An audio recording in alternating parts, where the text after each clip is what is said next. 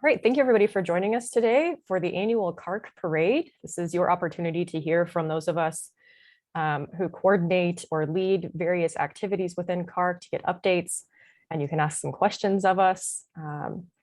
We'll try to take most of those questions at the end and get through our slides fairly quickly, but feel free to drop questions in the chat, and some of us might be able to answer those while the presentation is going. And with that, I'll hand it off to Tom Cheatham to get us started.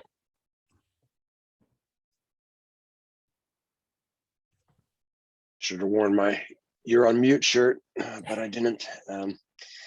So welcome. Campus Research Computing Consortium now has been around for a while. It's fairly well known. We're trying to advocate for the profession of research computing and data, broadly defined, and help with career development, visibility, and provide better services for research and researchers. And we're always happy to have people involved. There's kind of three components of this. We've got the People Network, which is an ongoing virtual meeting in different tracks that has monthly virtual calls. Started out with researcher facing, quickly broadened into other areas, including systems facing, data facing, emerging centers. We're hoping to get the strategy and policy facing track up in collaboration with EDUCAUSE and CASC. And for software facing, we didn't need to be redundant with the US research software engineers. So we kind of coordinate with them, talk with them, collaborate as best we can to enable their efforts and keep us working together. We have various working and interest groups that have charters with defined timelines and products, particularly for the working groups. Interest groups are a little more lightweight. They're just kind of groups that get together to discuss particular topics. And you'll hear about these later, so I'm not going to spend a lot of time talking about them now. And then finally, behind the scenes, there's some operations groups. How do we keep things running in terms of logistics, website, communications, making sure the groups are meeting progress goals and moving forward. Do I need to add anything more, Lauren?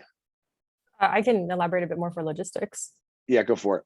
Yeah, so Dana Brunson and I co-chair the logistics group. This is the group that really helps coordinate the various activities of CaRC, and more importantly, or more significantly, spends time coordinating the various infrastructure that CaRC depends on, like the website, templates and best practices, and how we use Google Docs and other technology, including templates for starting up a working group. So as you learn about the other working groups and interest groups in CaRC, you can go to our website and learn more about how to start a working group. We've got a bunch of information about how to set objectives, document those, templates for running meetings, the ability to form email lists around a working group. So you can learn more about that on the working groups page if you're interested in starting up another working group that you think would be relevant under CaRC.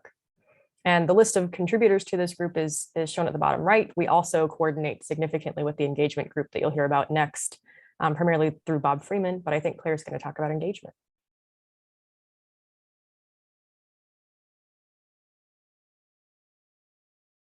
Yes, thanks, Lauren. The Engagement Operations Group, unlike working in interest groups, is a standing committee without an end date or a single product objective. The group focuses on the people of CaRC and how to help you all to engage with the CaRC community and participate in CaRC activities. If you'd like to get more involved in the CaRC organization, contact me or my co-chair, Bob Freeman. We're happy to, if you have just a small amount of time, or if you want to dive into the deep end. Sometime very soon, the engagement group will put out a call with some specific tasks, like our recent call for someone with WordPress expertise to advise on our website. We have more coming up. There's a variety of tasks like assembling ideas on outreach to underrepresented groups to join the CaRC community, gathering metrics that we share in our annual reports, or putting together a press kit about CaRC. So look for a call for volunteers from the engagement operations group, with more details coming soon.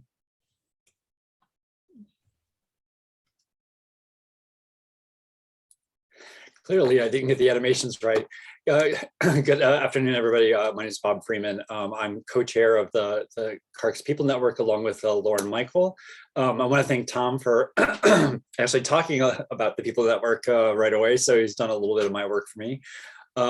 People Network is sort of the community of CaRC, an inclusive community of RCD professionals. And it aims to foster, build, and grow this community for professionals, for research, computing, and data researchers, and all the professionals who work with them. We have synchronous and asynchronous opportunities to share and leverage one another's expertise, and we've sort of divvy this up, if you will, into different focus areas or tracks. And as you can see here, and Tom has already spoken a little bit about them, the 6 tracks that we have, primarily the researcher-facing, systems-facing, emerging centers, and data-facing are the current ongoing tracks, and we have calls once a month from each of the tracks on various topics, particular to their domain. These are not non-overlapping. In fact, most of the activities do overlap within the tracks in terms of job functions. So you as an individual may actually belong to more than one track. And as Tom alluded to, the software facing and strategy policy facing, we're relying on our ecosystem partners to be the stand-ins, if you will, for these tracks. Go ahead, next slide. So for some details about the track itself, as I mentioned, each track has its own focus area and coordination. We've got the 6 tracks, the 4 mainly ongoing, 2 co-coordinators per track, as well as a leadership committee. Now each of the tracks actually do have a leadership committee or steering committee working with them, which is fantastic, because it really strengthens the voice of the community and gets more people involved. In addition, the tracks have their own email list, their own communication methods, and have the monthly calls. So it's they each have their own flavor, and it's great for all of the groups, the tracks, also to be able to share opportunities to work together for some of the track calls as well. Go ahead, next slide. So People Network has been continuing to grow in 2021, as you can see from the slide here. Our membership is now well over 1,100 people. It's nice that it's been continuing to grow. We're still reaching out to members of the community in all the nooks and crannies and inviting them to join CaRC. So yes, the membership continues to grow 2 to 3-fold. Our call attendance, we usually have been having more than 1,500 people a year for all the calls combined. And as I mentioned, all the tracks now have a leadership group so that more people are involved in building and steering the community. Good. Next slide. So just a few highlights. As I was pulling together some of this information, it was really kind of nice to see how well the People Network is doing. We've had, as I mentioned, over 1,000 people attending calls this past year. This is an undercount. I think it's probably somewhere around 1,500 to 2,000. We've had about more than 20 different people involved in leadership for the calls, with the steering committees and people within CaRC as well, and the other leadership and activity groups. So it's been nice to have quite a large number of people involved in these monthly communications. We've had a second annual end of year party, which included a lot of feedback, and we're going to take that feedback to heart and make some changes for in the upcoming year. We've had our first multi-track serial call, if you will, where one topic followed multiple calls, and this was on the leading practices of facilitation. What was key about this is that when this was originally devised, it was all about research computing, but we actually devised these calls to be focused around research computing and data to include all the data and information professionals as well. You can see some of our YouTube stats as well. We've had a 1.5 increase in our YouTube views. This also doesn't even take into account our Twitter reach and some of the other social media opportunities that we have as well. And then just a couple of fun specific track specific things. The data facing track it's called Data Feminism. It was one of the largest mid-year calls that they had and had the highest YouTube views lingering after their call. Researcher facing track had 5 in a row, greater than 100 attendee calls, which was quite astounding. Also, it was a little shocking because we ran into some technical problems with that many people being in a Google Doc, but live and learn. Systems facing on YouTube holds 4 of the top 5 CARC YouTube spots for video views. So congratulations, systems facing. And emerging centers, if you go to their website or their webpage, they have, they're one of the only sites that right now has tangible outreach products that one can use for your RC center. So, so that I'll pass it along. So, Tom, looks like Ruth got delayed a bit. Do you want to jump in and talk about the Decadal Survey? Sure, I'm happy to talk about that. Decadal Survey is an interest group. We haven't fully developed our charter yet. We do understand what the product will be, which will be the Decadal Survey down the road, but the idea is to provide a community consensus on priorities and recommendations to stakeholders, especially federal agencies, about where the future of research, computing, and data supporting research and researchers is to be. It's not about enterprise, it's about really research computing. There hasn't been a Decadal Survey in our field. The goal is to kind of see how we could shape the field. Now, it's hard to imagine us to figure out what's going to happen with research computing and data 10 years in the future. So we're thinking more short term, and then soon a survey will go out, hopefully this week or early next, that's kind of a short survey to help guide where the Decadal Survey will go. And then we're also planning focus group meetings with various stakeholders in the field, both domain scientists and also leaders in the research computing and data space, to kind of help us guide development of the survey. It's actually quite challenging to develop this, but we've got a great group that's working towards it and making some progress. So I'll stop there. Now I'll invite Gwen to jump in. Yeah, aloha everyone. So many of you may know that we've been working for the past almost a year and a half on an EPSCOR workshop, which is designed to do an assessment of participating EPSCOR jurisdictions, where they will fill out the survey, the research computing and data survey.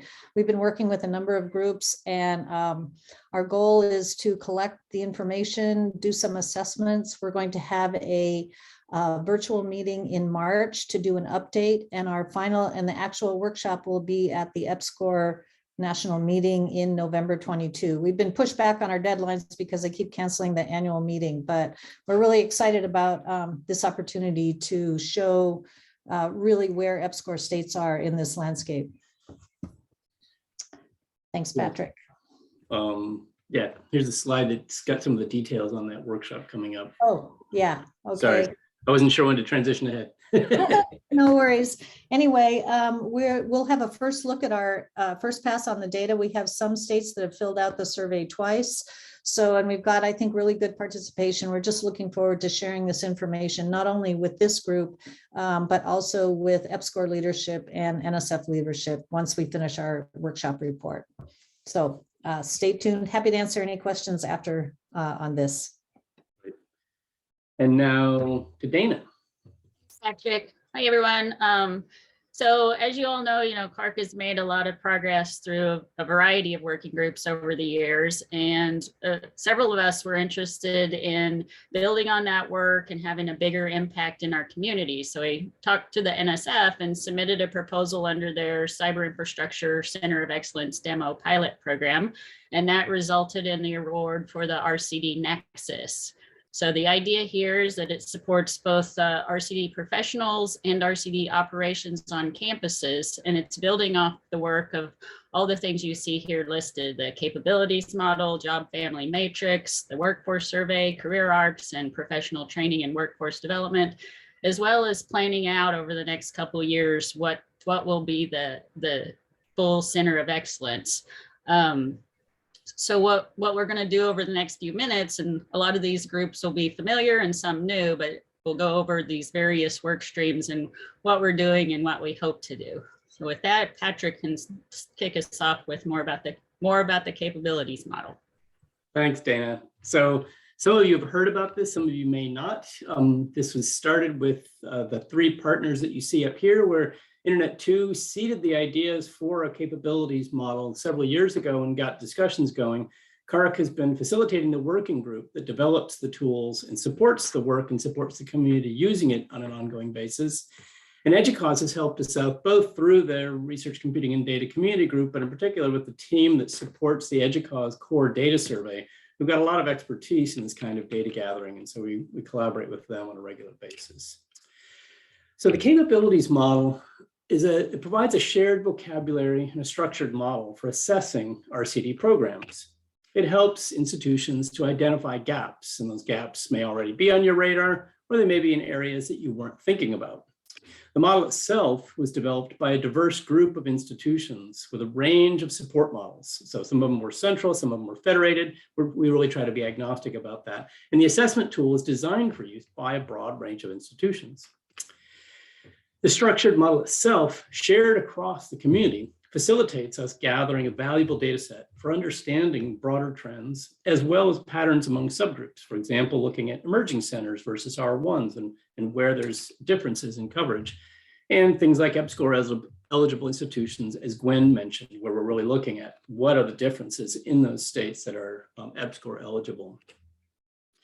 So you might be wondering how many folks are using it. We've got 143 unique institutions. There's several hundred downloads, but we recently deduped those, and we've got 143 unique institutions representing 47 US states and the District of Columbia, a couple of US territories, 4 Canadian provinces, and even a couple of international institutions.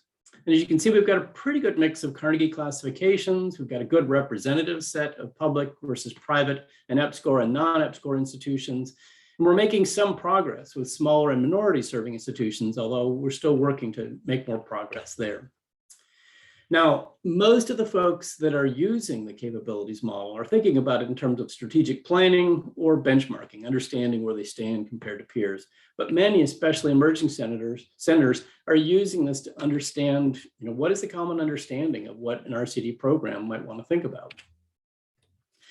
So we published the first community data set just about a year ago now, which also provided the basis for those individualized benchmarking reports. We had quite a bit of interest in the full report, as well as a PERC 21 paper that summarized our findings. The scatter graph that you see on the slide here is one of the data visualizations from the 2020 report and gives you a sense of the huge variance in capabilities coverage across the community, literally all over the map. We're finishing up the analysis of the 2021 data set right now. I hope this would go a little more smoothly, but the tools we've been using hit a wall on the data. So we had to retool, but it's allowing us to expand the analysis and look at some new things in the data. One of the things Gwen mentioned that I was a little bit surprised about are the number of repeats. A lot of institutions said that they did a quick assessment in 2020, but they got enough value out of it. They decided to do a more thorough one in 2021. That was kind of a surprise. I expected folks to be doing it every 2 or 3 years. So thanks to our NSF funding for the RCD Nexus, we're doing a lot of work around this to update the tools. Now, we had planned to re-implement the assessment using some survey tools, but as we got deeper into that, it turns out none of them can handle collaborative completion, which was one of the most important usability features that our users reported. So we decided we're going to stick with what we've got, but we're going to try to make that a lot easier to use. adding some more help support for it and improving the process for data aggregation and analysis. We're also going to replace the static reports that we generated for the first version with a data exploration portal that allows folks to interactively explore the community data set and their institutional benchmarking reports, as well as to compare their work against previous years. Now, we're really pleased to be able to work more closely with institutions to help them understand the model, to complete their assessments and leverage the results as part of their strategic planning process. So we've been able to work with some HBCUs, and we're working with a collection of tribal colleges and universities as well as they're looking at strategic planning.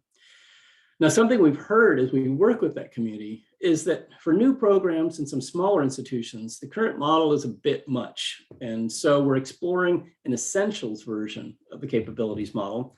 And here I'd like to invite John Hicks to give a quick update on that. Thank you, Patrick. We recognize the need for an essential versions of the model and will explore the requirements. One idea is to develop a series of mini workshops to learn directly from the institutions, get feedback on the structure and content, and develop questions based on the full model and from the needs. One issue is if we diverge from the current set of questions, then it may skew the data, or it may be hard to track that with the other model. So we'll start out by, we're going to reach out to some regional network providers to target smaller institutions with significant research activities. And I was noted that R2s are more than welcome to participate in this, and we hope to move forward in the spring. Patrick?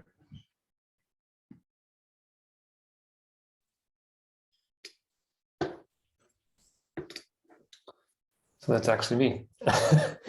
So I want to tell you just kind of a rough timeline of what's happened in the professionalization vein of things, starting actually back before CARC in 2016, 2017, through an RCN grant. 30 RC directors and organizational sociologists wrestled with kind of the state of the practice, and were interested around the concepts of professionalization, and that spurred a considerable number of activities. The working group continues to be relatively active year over year. Past the 2018 workshop, we created a document which documents the elements of the jobs. That was presented to a number of different things like Campus Champions and the virtual resident program at OU. And a lot of that feedback was around, it'd be nice if we had like a job family matrix, as well as more recent feedback is realizing that some of the things that we wrote back in 2018 now seem a little stale and outdated and need to be updated in that document as well. So in 2019, we kicked off another activity and created this HR job family matrix. It's been downloaded around 140 times with about 30% of people looking to implement that. And then in 2020, we started another activity, a workforce survey, which Christina will touch on here next. And then also in 2021, a career arc activity was started, and Patrick and Armand will tell you about that after we tell you about the survey. On the next slide, we talk kind of in more general terms about the challenges for the research computing data profession. A lot of individuals don't really think of it as a career. They just think about it as the job that they have now and that they want to do. They do a lot within their job. They don't think about there being a lack of a formal career path structure. So we have done a little work with that HR job family to try to give some structure. It's also challenging to recruit and retain staff. And so the part that I have focused on is thinking about that workforce diversity space. And so the survey kind of is a measure of that. And then we think about compensation and how we promote them, like having the structure is helpful in promotion, but in the compensation, we don't have any data. So the survey also tries to touch on that as well. And then the idea of the occupation being distinct from enterprise or administrative IT or research and other types of disciplines. Both the 2018 document as well as kind of the job family framework helps elucidate some of that. So now I'll pass it on to Christina. Sure. So to get at sort of those questions that were highlighted on the previous slide for the survey part of the work, we just wanted to collect some data. We found we were having lots of conversations that had people's qualitative experiences in them, and we all had these various senses of what was going on, but didn't really have the data to back it up. So ultimately, trying to get data for individuals to understand what, I don't know why that last bullet is gone, but for individuals to understand where they are and what the profession is that they are working in, for people who are hiring for these positions to understand what's going on, and have data to better inform these conversations that we're having. You know, the next, Patrick. So our goals and where we are in this process so far was create a working group. As Scott mentioned, we've done that and designed the survey, tested it, and then implemented it last summer, collected the data, conducted the survey. We are currently working on the next bullet there, which is writing up the results and getting ready to publish that. So we're planning a series of papers and different presentations over the next year. And then we also want to share what data we can, as much as we can, that still preserves the anonymity of the survey. So a few highlights, I guess, or preliminary data that we've gotten from the survey so far. 563 valid responses, deduplicated, full consent, all of that fun stuff. Most of those are people who are currently in an RCD position, but we did have a few folks who no longer are, answer some questions. Nearly all of those are people at academic research institutions in some way. So we were not really able to reach out to those people in industry very effectively yet. On average, we're getting just a few people per institution answering this. So we can't really say much about individual institutions or what the profile at an institution might look like, because we just didn't get enough responses there. But we do get good coverage across the range of universities and academic institutions that are out there. Reasonable coverage across R1 universities and some R2 responses, and then a few additional ones as well. Looking at who is in our workforce. So unsurprisingly, the majority of folks do have some sort of graduate degree, and looking at 9 years of median experience across the people who answered, of experience with RCD specifically, sometimes they have additional work experience. Median salary across individual contributors, so anyone below a manager level, is at 90K. We asked at 10K increments. So the majority of people not really familiar actually with the CARC facings model, which is something that's been important for us to learn about and realize that there's more work to be done in that area. So helping people understand that more. And then sort of satisfaction with working in the field and feeling included. We'll dig into those, that data a little bit more in the future to see what factors and what individual characteristics might influence how people are experiencing the profession. Okay, with that, Armand is now going to talk about career arcs piece. Thanks, Patrick. And hi, everyone. So this is the same slide as Scott showed earlier, but kind of highlights the focus of Career Arcs Working Group. Basically, what we identified is lack of information about RCD career, and that there is only a little awareness about career potential within the RCD field. Hopefully, the resources that will be provided here will also kind of inform recruiting and answer questions such as where to find people for RCD career, or what are the best practices to recruit individuals, what trainings should be provided, and more broadly, what development opportunities can be provided to the RCD staff to grow within the field. Next slide, please. And with that, I think some of the resources that so far we have identified that will be produced with this effort include, first of all, sort of narrative of how people got into RCD, considering that narratives can be really diverse, considering that people come to RCD field from many different backgrounds. Hopefully the narratives will help individuals see themselves in the narrative and find motivation to join the community. And next, regarding the narratives, kind of identifying common themes in the narratives, what contributed to people's success or sort of what can be used to identify or help the strategy and kind of identify given opportunities between in individual groups. On that line, also kind of finding out what are the best recruitment programs, what are some successful recruitment experiences that people have done to bring people into RCD field, and what lessons are learned to target the staff for our existing staff for RCD field, and what can be provided to help them to be more successful. And also considering that the students kind of create a large potential for the community, how can we target students, motivate them to join and help them grow within the field. Next item would be next steps for existing staff. What are the paths of advancement in the field? Is there any technical or domain expertise that can be helpful to the existing staff, or any leadership expertise that can be helpful for the staff? And then what are the paths and opportunities to and from non-academic institutions, recognizing that many of us might be in academic institution, but that doesn't mean that there isn't any opportunity to this field from or to outside fields. Next slide, please. So some of the things that have been done so far, most recently, we held a C21 Birds of a Feather that we invited experts in RCD field, Ruth, Birali, and Krishna, to share their stories and kind of start a conversation about like what helped people to grow in the field.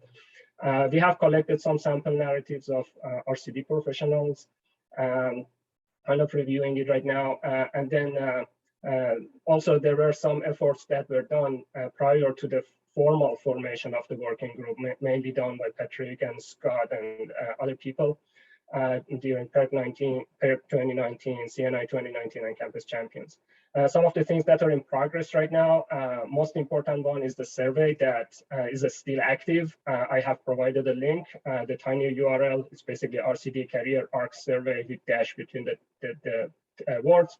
If you haven't participated, please do so. The more data we have, the more robust information we can provide to the community.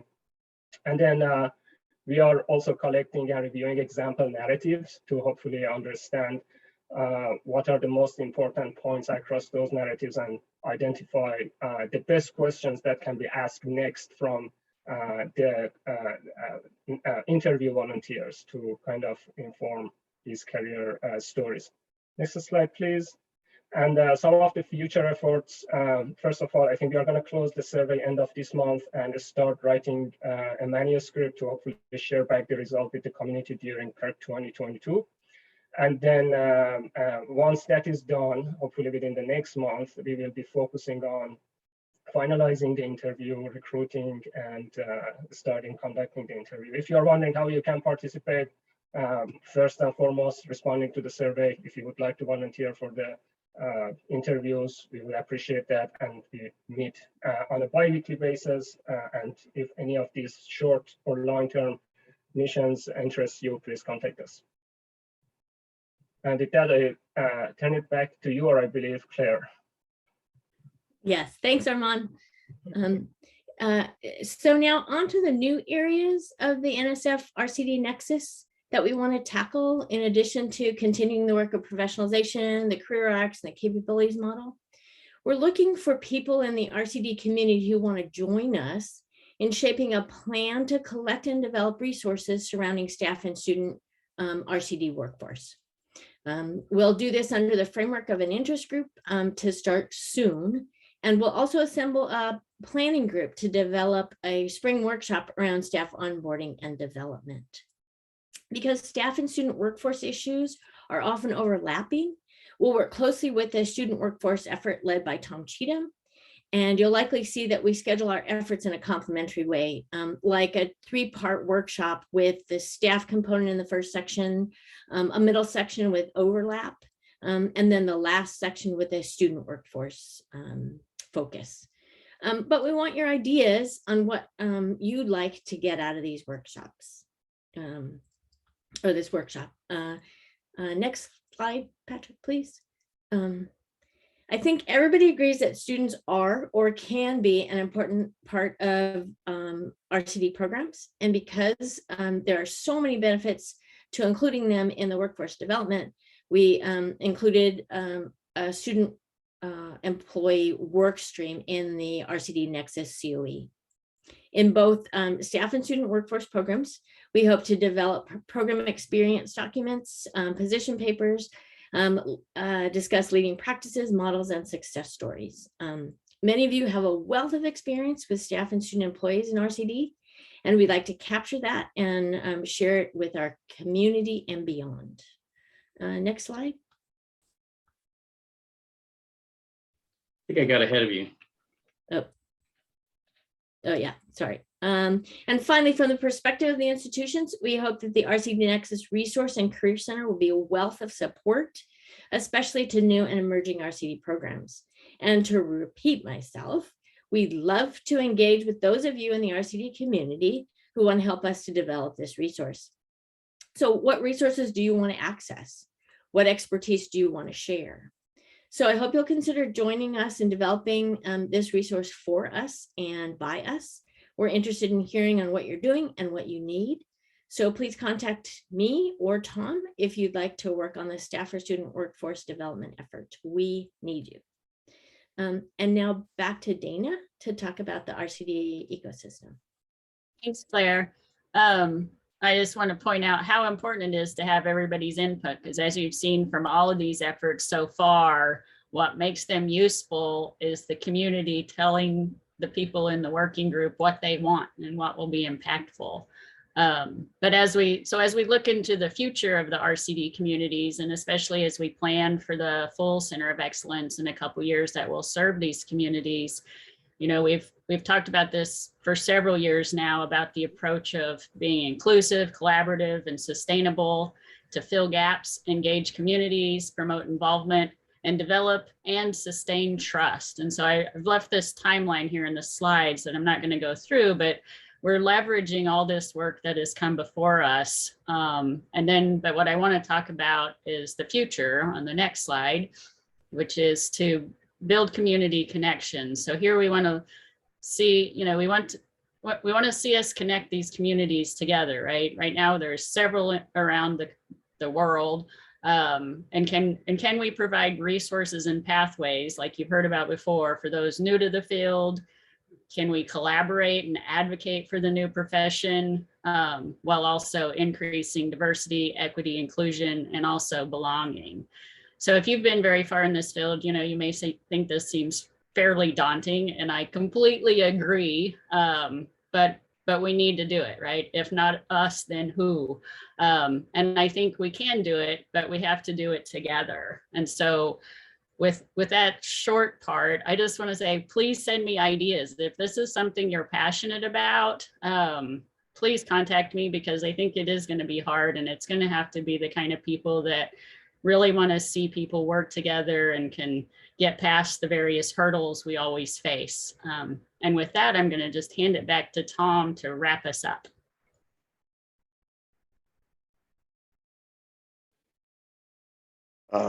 Now's the time we can open the floor for any discussion or questions that people have.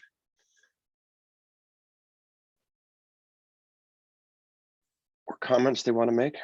I'll leave this slide up just for a sec, and then we'll go back to community view. Nobody can see what's here. So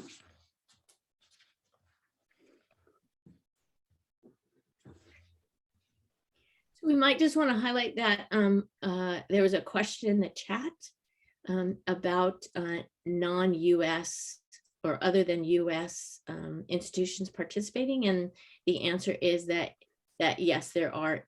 It is international, but it is only in English.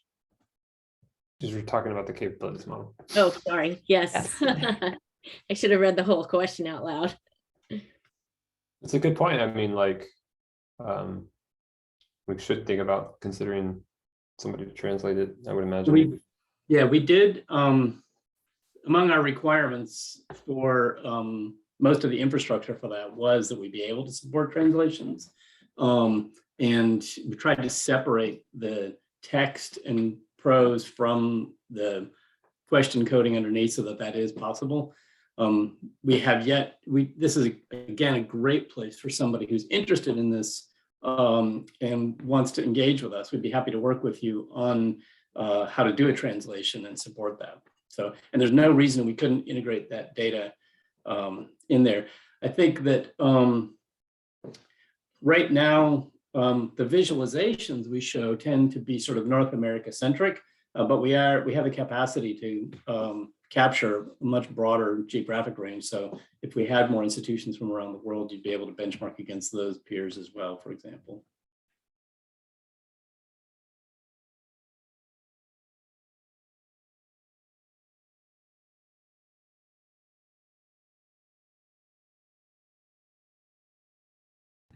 I have a question, if that's okay. Of course. So I'm not sure where exactly this would fit into the different initiatives, but something that I've been wondering since I started coming to these meetings was whether there is an interest or a place for something like a mentorship program. I think that could be particularly useful for people just starting out like myself. I joined a support role straight out of grad school and kind of had to find my footing. And I think having that as a resource and maybe a system in place could be really, really helpful. Yeah, I agree. Claire and I have talked about this. Claire will talk in a moment and mention this. We think it's critically important.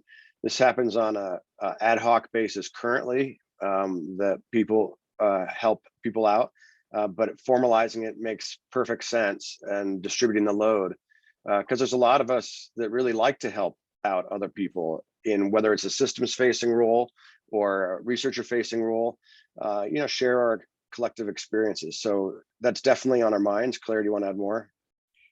I would agree with everything Tom said, Layla. We definitely want to add that as a component of the staff and student workforce development portion. So we may be coming back to you to pick your brain a little bit. Yeah, That sounds great. I'm happy to help. It's great to hear, and thanks for the question. I was just going to say, another report that we're winding up is the outcomes of a strategic planning workshop that we ran at PERC last summer, and that was something that came up again and again. And I think one of the things that's interesting about that is, it may not be that the facings is the exact model, but there are different sort of areas of focus for mentoring depending on where you are in your career. I also think that there are some existing mentoring programs out there, and we want to make sure that we're not competing with them, certainly. So I think one of the things that we'll probably be trying to do is make sure that we have pointers to some of those that exist. Women in HPC runs a mentoring program, for example. And I think we want to make sure that we amplify those and then look where there's gaps that we can fill in, just as we do for a lot of our other activities. As Kirk points out in chat, we also have Henry Neiman's virtual residency workshop, which has helped a lot of young and seasoned veterans in the RCD space. It's a full week workshop that's pretty intense, but yeah, that one's designed for kind of like mid-career, being partnered with senior people. No, this is Is that one you're talking about? No, the virtual residency workshop is the week-long. Oh yeah, sorry. I didn't click on the research link. computing facilitators. Free. Yeah, yes. Yeah, Henry has two different, yeah. So the virtual residency does have, it has a couple different levels now. You should definitely sign up. There's no commitment. No one comes after you if you have to miss a meeting. Yeah. Awesome. That's all super useful. Thanks. And as you see, one of the things we struggle with is communication. Is the fact that in the survey that people didn't know what the facings were is a little concerning to me. So we actively trying, but we're a volunteer group. We don't have a professional communications team at present that can help advocate for us. So how we can raise awareness of these things, like the virtual residency or the working groups, or even the products that we produce.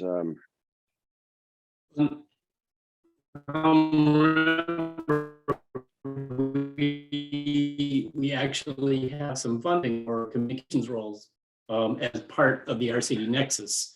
So if I don't know if his network went out or mine. It was Your Patrick's. network went out for a second. What Patrick was saying was that in our NSF grant for the COE for RCD Nexus, we have some funding for communication role, like a part-time role. And so that, and if other aspects of that, like outreach. And so hopefully that will help once we onboard that person. And actually, I think, given that we really only coined the facings model and started talking about it a few years ago, we've already made quite a bit of inroads. So I think we're not doing too bad, Tom. I'm an academic. I'm used to critique, so it's okay. I can be hard on myself. Any other people having a chance to write in a question or would like to speak up or ask for clarification or point out something different that we haven't talked about that's of interest to you? Is there anything that you didn't hear we're doing that you were kind of hoping that a group like CARC would actually take up and work on? Are there gaps in support for RCD folks and programs that you'd like to see us address?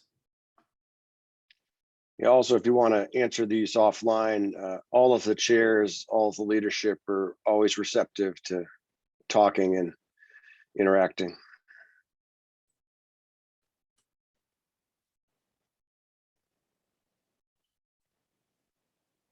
And who those people are can be found on the webpage, the carc.org website. Yeah, specifically the About page talks about, lists all of the working interest operational groups, co-chairs, and people network coordinators. And I'll reiterate what Claire said earlier, the engagement operations group is working kind of develop a kind of a jobs board of volunteer opportunities to help us in specific areas. Like we have a volunteer from Hawaii who's helping us with the web pages at the moment. Other areas, as they arise, we'll make them more clear so people don't have to nebulously figure out what joining means or providing resources means. And sometimes just having another voice in the room, it doesn't mean you have to have required expertise. It's just another viewpoint. Has been very helpful. I'll say for the Decadal Survey, we had 3 new people join that working group, and it just invigorated the group in the fall to actually make some significant progress where we were kind of stuck before. So don't be afraid. Yeah, there's a role just for folks who want to occasionally review, even if you can't commit to a lot of time working on some of the resources. When we've got drafts of things, just to have another set of eyes on them, that's super useful, and it's a fairly low level of commitment. But we're also happy to have people who want to come in and take over. Yeah, I like take over I'm my job. especially interested in people coming in wanting to take over. Yeah, one of the things we take very seriously and talk about regularly is making sure that we have continuity plans in place that are also importantly opportunities for members of our community to get involved and to take on leadership positions to develop themselves professionally. So please take us seriously when we say, we're looking for people to help with, or would anybody like to contribute? And yeah, take seriously, especially I noticed on the People Network slide, several steering committee openings are available.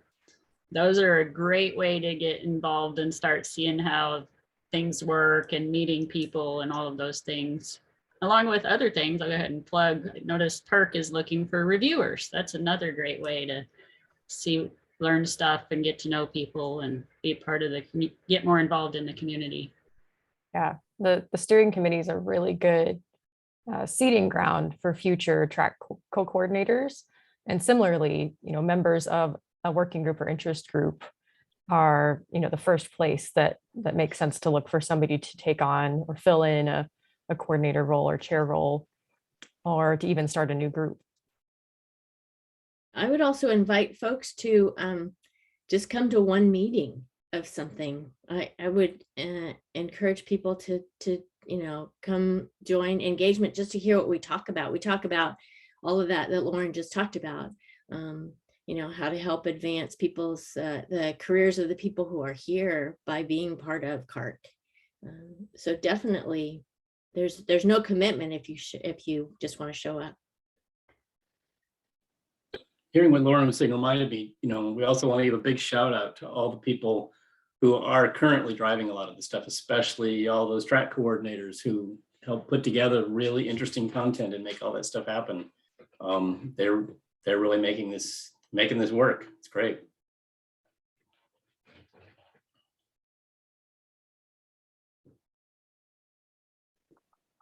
All right. Well, unless there are other questions, which feel free to throw them in the chat or just speak up, I'll remind everybody to make sure that you've signed into our call document and that otherwise you can find the slides that we presented today linked in there. And I think some of us will stick around, but it was great to have you all. Thank you for joining. And we'll see you another time.